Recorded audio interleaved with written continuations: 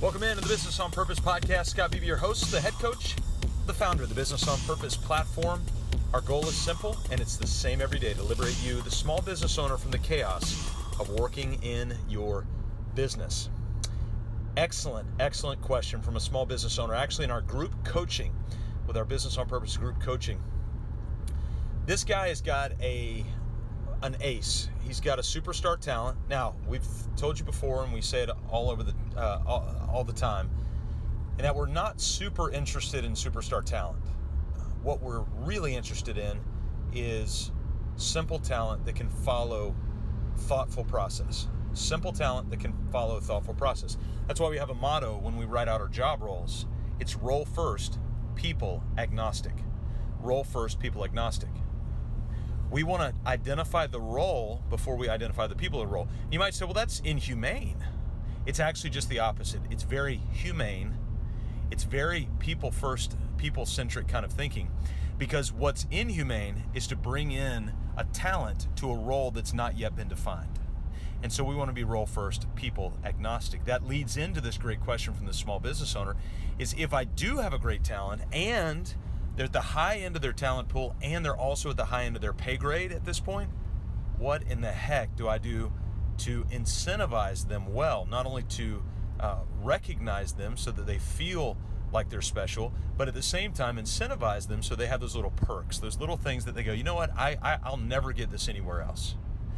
And so it was interesting that the Business on Purpose group coaching group, at that particular time, there were about 16 business owners on there. Man, they piled on with great concepts, great ideas, and great ways to show gratitude to people who are at the high end of their pay grade and are worth every penny of it. But you got to be very careful in how you increase the salaries, right? Because we're not massive fans of high salaries. We're massive fans of respectable salaries with great incentive compensation. That's what we really, really like around here. And so with that being said, how do you begin to compensate this person? So here are a couple of thoughts right out of the gate, and then I'm going to give you my thoughts here in a minute. A couple of the other small business owners said, hey, are there some special things that you can do in order to really speak that person's language, but they're non-cash things? That I didn't say they weren't going to cost anything. They might cost time, they might cost money, but they're non-cash items that really speak to that person. We've actually got a form that we developed, and it's a way to get to know your team members. It's a simple form. You can just go develop your own if you want in Google Forms. Just put in there fields that have name, that also ask questions like, what's your favorite candy bar? What's your favorite electronics store? What's your favorite gadget? What's your favorite collegiate football team? And you ask these kind of personal questions so you get trends. And now if you know their favorite football team, when they do a great job, you can swing by the store or order something online that has to do with their favorite football team. Yeah, it may not cost a lot in time or money, but it would be super special because it speaks their language. The other day, I bought Ashley a little tin can filled with coasters, like you put a drink on, that had blue crabs on it. Well, she loves blue crabs. We've got paintings in our house that are blue crabs. We live near a river where there's blue crabs in it. Makes sense. Spoke her language. She loved it. Actually, she loved it more than I thought she would love it. So it surprised me. It made me feel good. And so finding those real unique things, you might say, well, I'm not really good at that, or I won't remember. Well, systematize it. Give yourself a notification on a particular day every month to say, hey, remember to praise your team, and then have a little checklist by it. Susie, Jimmy, Tommy, Jennifer, etc., all the way down. Then you might say, Scott, isn't that a little robotic? Nope, not if it's done right. I promise you they're not going to care. And so there's special things like that you can do. A night out of the hotel. We've got one business owner that what they do is they actually pay, instead of giving additional vacation days, what they do is they keep the same vacation days, but they give 3 additional days off in the form of a paid-for vacation. So he literally paid for one of his guys to take his family down to Disney for 3 days. He comped in the 3 days in conjunction with the vacation, because he said, if I give him an extra 3 days, all he's going to do is use it to go spend time with extended family. And he said that he's going to come back exhausted. I want him to come back refreshed. And so he paid for the vacation and comped the days all at the same time. Brilliant execution. It worked beautifully. So there's ways that you can do things like that. Those were some of the insights from the other small business owners that were there. I'm going to give you a couple of incentive comp ways. Number one, you can do a salary plus incentive compensation model. What do I mean by that? I got this idea from the owner of Pax Financial, Daryl Lyons in San Antonio, Texas. Just Google him, Pax, P-A-X Financial.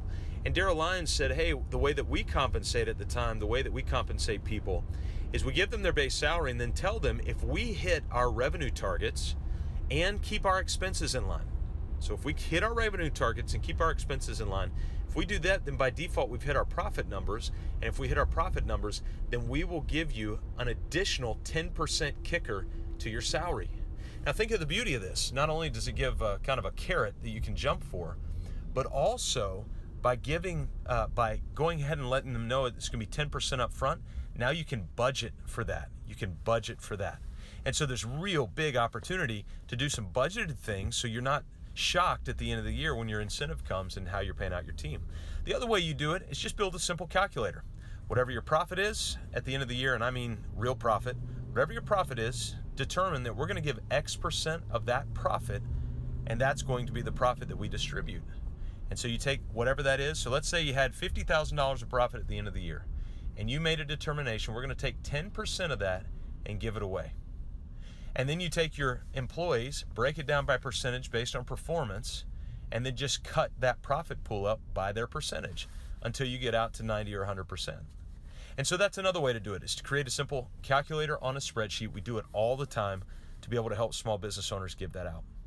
And so those are some different ways that you can incentivize team members so that they can stay. We had one client, instead of increasing their salary, it was an employee who is a wife and a mother and whose husband was deployed.